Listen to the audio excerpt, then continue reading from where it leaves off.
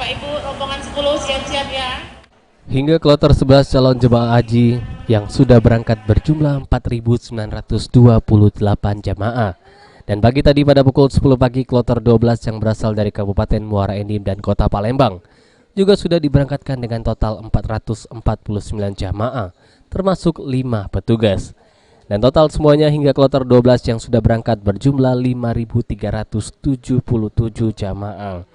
Kabak Humas Kementerian Agama Sumatera Selatan Saifuddin Latif mengatakan, di kloter 12 ini ada 23 kursi kosong yang disebabkan berbagai alasan, yakni 6 jamaah wafat sebelum masuk asrama haji, 1 jamaah hamil, 11 jamaah sakit, dan 4 orang dengan alasan lain-lain. Ia menambahkan jamaah haji kloter 1 dan kloter 2 yang terlebih dahulu berangkat dan suai 8 hari di Madinah, saat ini sudah berada di Mekah.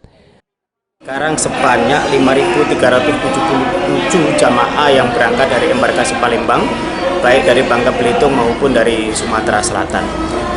Ada 23 jamaah open seat dengan berbagai alasan.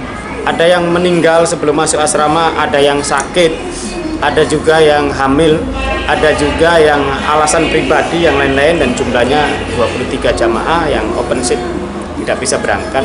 Artinya yang sakit juga masih dievaluasi. Kalau sampai terakhir nanti bisa diberangkatkan sebelum kloter 19 selesai, masih memungkinkan. Seluruh jamaah haji embarkasi Palembang yang akan diberangkatkan berjumlah 8.545 orang pada tahun 2019 ini, dengan rincian 7.195 berasal dari Sumatera Selatan, 1.255 berasal dari Bangka Belitung, ditambah 95 petugas kloter. Heru Wahyudi, PAL TV.